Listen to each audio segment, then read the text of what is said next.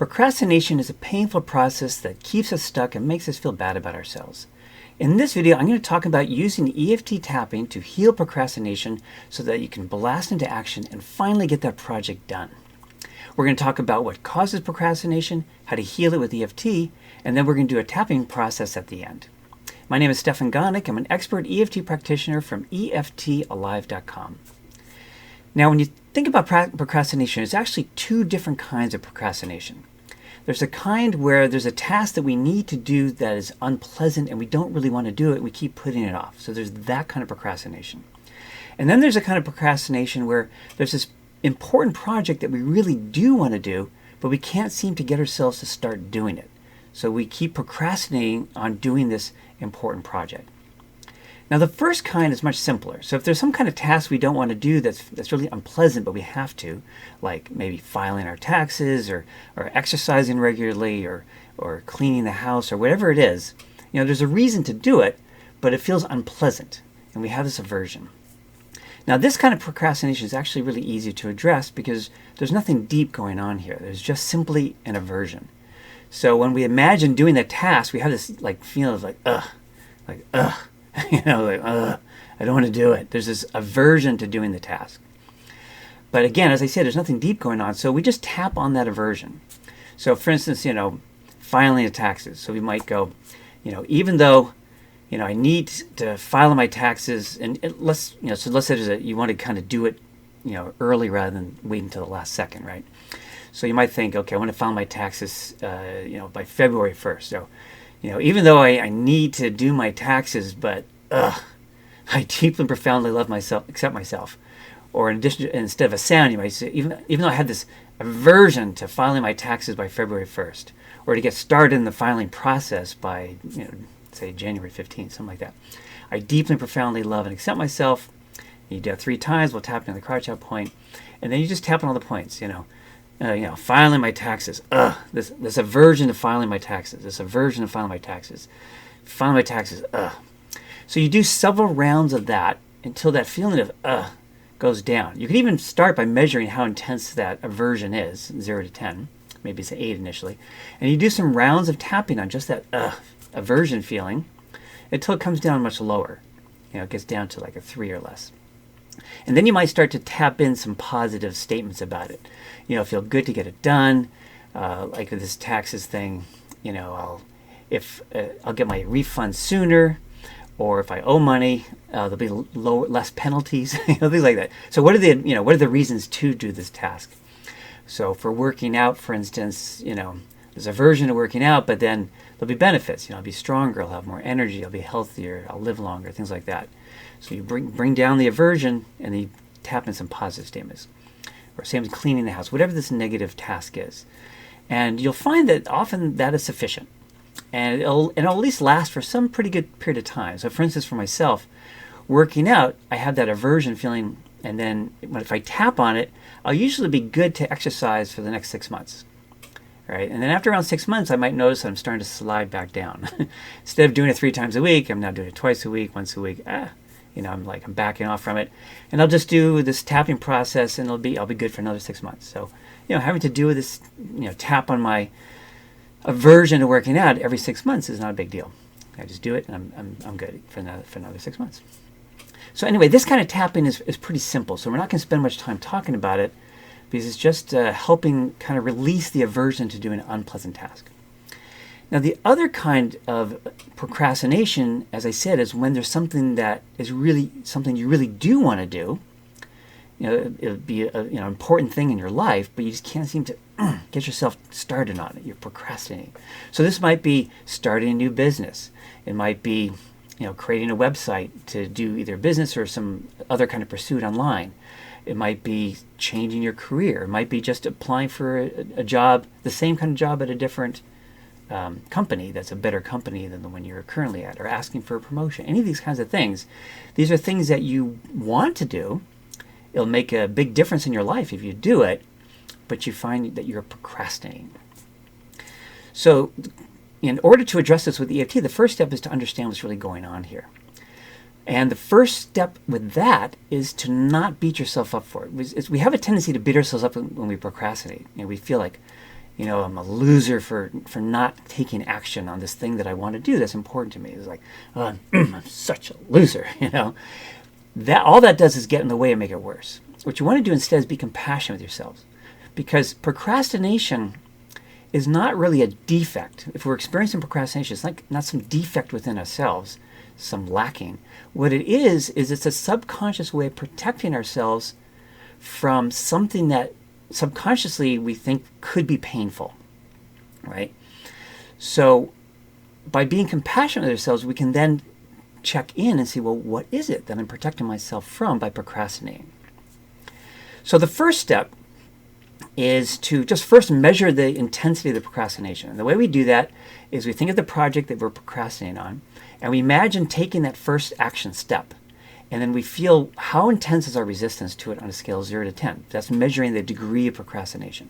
So that's a good starting point, just to see where we're starting from, and then we want to get that down to a low number, right? So likely, if it's a big project and you've been procrastinating quite a while, that number is probably going to be very high, 8, 9, or 10 probably. So just write it down what it is. Okay, then the next step is to get in touch with what is this imagined pain that we're protecting ourselves from.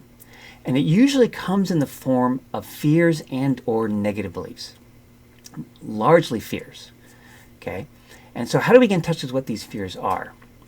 Well, one way to do it is to imagine that we've already done the thing that we're trying to do, right? And see how it feels. And we're likely to either have mixed feelings. A part of us is like, yay, I did it, right? On the other hand, if that was the only feeling, we'd be doing it. So, so if you stay with it, say, okay, yeah, part of me would be very thrilled if I did it, but now let's stay with it, and you'll notice that there's going to be some fears that come up for you. Or you might just go straight to the fears, right? So you want to just tune in and get in touch with what they are and write them all down. There's likely to be more than one. And you may just very simply get in touch with your fears just by imagining doing the project that you've been procrastinating on. The fears will just pop up, which would be great. If you're having trouble with getting in touch with these fears, you can ask yourself a key question that you can actually phrase it in 2 different ways. One is, what would be the potential downsides to getting this project done, right? And the other way of putting it is, what is the potential upside or benefit to procrastinating, to not getting started on it? There's really 2 ways of asking the same question, really. But some people just respond better to one way of wording it or versus the other one. So if you do that, that can help you get in touch with what these fears and negative beliefs may be. Now, there's some very common ones that I'm going to describe next. And so you'll see if you can relate to any of these fears. And then there may be ones that are very personal and specific to you. So one of the common fears is the fear of failing, fear of failure or not being good enough. So you can imagine why that would be a painful prospect, right? You'll start the project, you'll put all this time and energy and effort, you'll put your heart and soul into it, and then the end result, it feels like a failure in some way. Either you have super high standards and it just doesn't feel good enough and you're very critical of yourself, which would be painful, or you're imagining that you might think it's good, but then other people will judge and criticize what you did. And that can be painful, right? Or there may be some kind of negative belief that I'm just not good enough, so whatever I do, no matter how good or not good it seems to be, nobody will be interested in what I have to offer. And that would be painful, right? So I put, again, heart and soul into it, and then there's like no result. That would feel like a failure. So you can see if you have a fear of failure, how this imagined pain of failing can make there be this sort of hidden benefit to not trying, right? To not getting started. Because then you can always just say, well, I never really tried. And that can feel less painful than, like I said, trying and then failing. Now, the thing is, in any kind of project, failure has to be an option. I mean, when you think about like people starting a business, the statistic is that it often takes 3 tries before somebody has a successful business, right? Now, if somebody has a fear of failure, or where failure just feels like too painful an outcome, then imagine that if they never started that first one, that means they'll never get to the 3rd attempt at a business, and that's the one that will succeed, right? So, failure leads to learning from our failure and doing it better next time. So it has to be an acceptable outcome that we initially fail, learn from it, keep trying until we eventually succeed. Because it's rare that anybody succeeds on the first try, right? It's possible, but it's not that common, right? So failure has to be okay. Now, if you have this fear that people are going to judge and criticize what you did, this likely came from experiences as a child where you were judged and criticized, often by your parent or somebody else. And so that you might have these, this really old, deep pain from your childhood that makes the idea of trying something and having it being judged and criticized just an unbearably painful possibility. So in that case, you would need to heal the childhood experiences so the idea of being judged and criticized doesn't feel so painful. Because some of the criticisms can be constructive. Criticisms actually help you know what you did wrong, what you need to fix and do better for next time. Right? So fear of failing needs to be addressed. It's really important. Another common fear that can cause us to be stopped in our tracks is the fear of succeeding, which sounds like a weird one, right? Like, what would be scary about being successful? Well, what can be scary about being successful sometimes is that we're afraid that people will be jealous of our success and then ultimately reject us for it, right? Now, where can that kind of thing come from? Well, for instance, if we had a jealous sibling, brother or sister, lots of times, with sibling rivalry kind of stuff growing up as a child, if one kid in the family, does something and gets praised for it, the other sibling will get jealous and then, will do some kind of thing from their jealousy. So they might say afterwards, like, oh, well, you think you're so hot, blah, blah, blah, blah, right? And we'll get this sort of negative result from being successful. So it starts positive, like I did something and it went really well, and our parents go, oh, that was so great that what you did is we're so proud of you, it's so wonderful.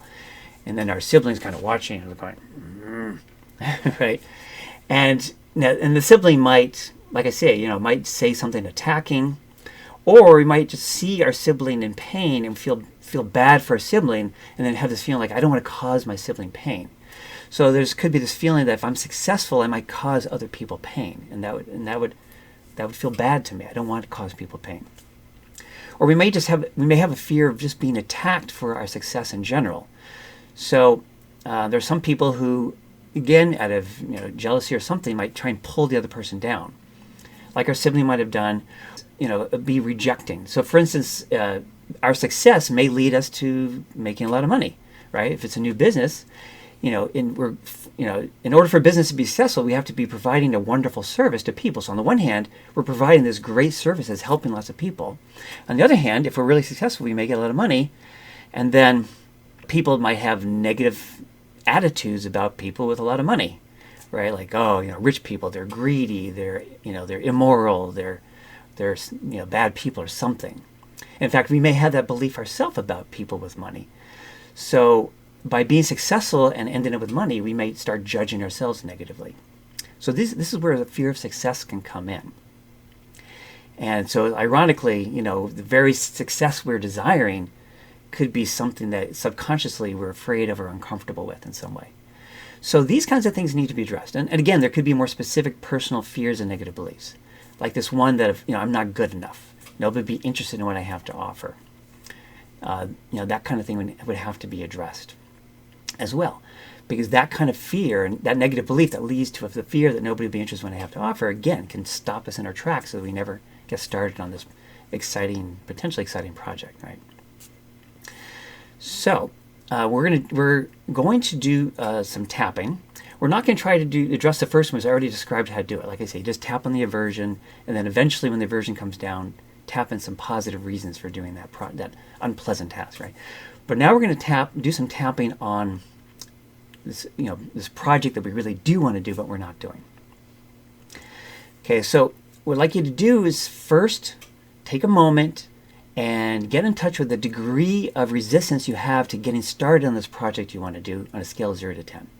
All right, so just take a moment, close your eyes, and feel your resistance. Like imagine taking action on your project or your goal, whatever it is, and then see how strong the resistance is that's holding you back. So, as I say, it's likely to be a high number. And once you have that done, you can tap along with me. Now, you might want to pause the video and actually get in touch with what your fears are personally, but I'm going to try and tap on all of them, so hopefully it'll address yours. Okay, so even though I have this intense resistance to getting started on my passion project, and repeat that after me.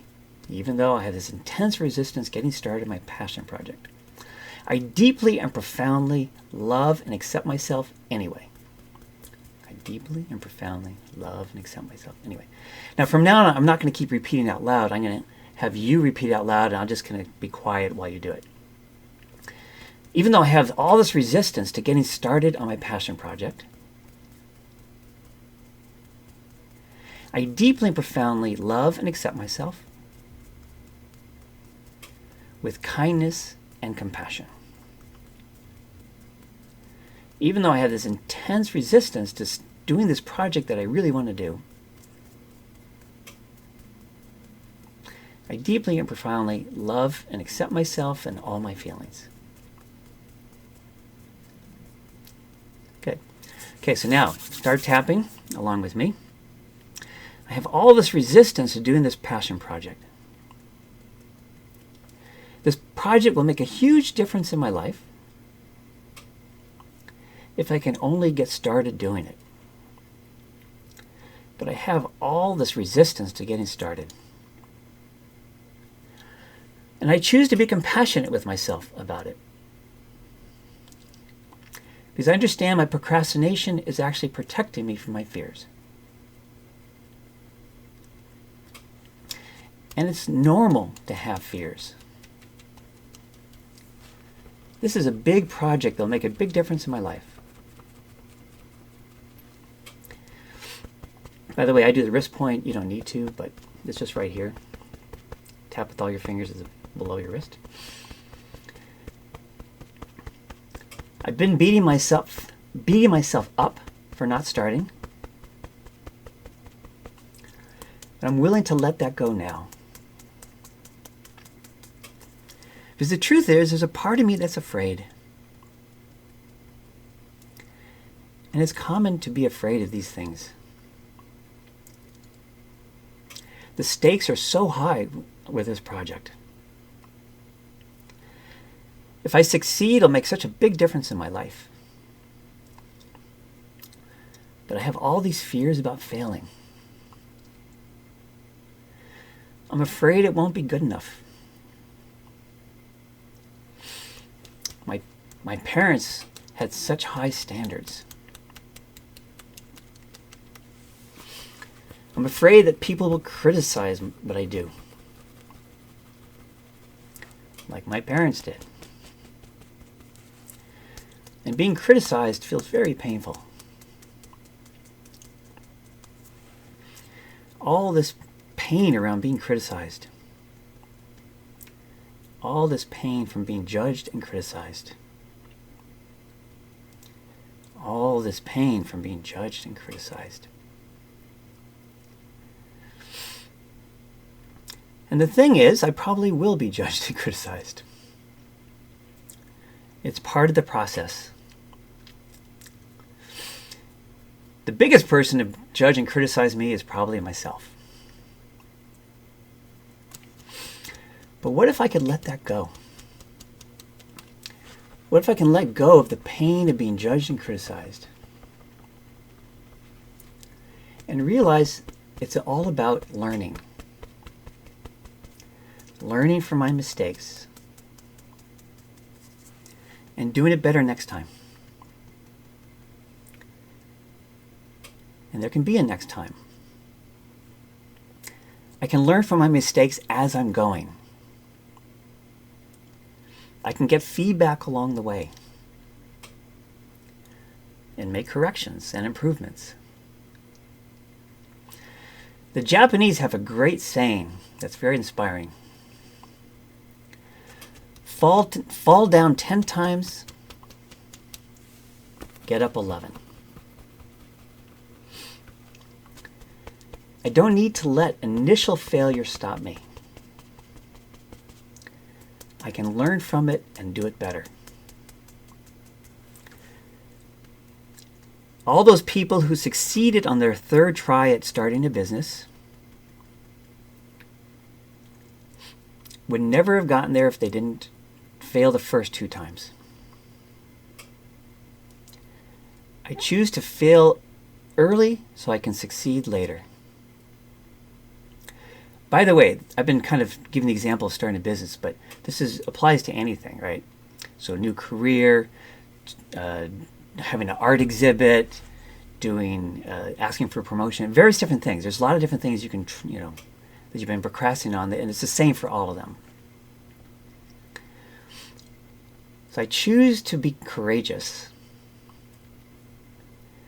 and try and learn from my mistakes and make it better. No guts, no glory. And I choose to have the guts so that I can ultimately have the glory. Okay, so now we're going to tap into the fear of success. So top of the head. Another part of me is scared that I might succeed, which seems so weird, but success can be scary too. What if people are jealous of my success? What if people then reject me for being successful? What if I end up alone and isolated? I'm scared of all these possibilities. And I'm also scared that somebody might attack me. And I'm scared of being judged for being successful. I'm scared that people will view me differently and in bad ways. I'm afraid people will view me as a bad person from my success.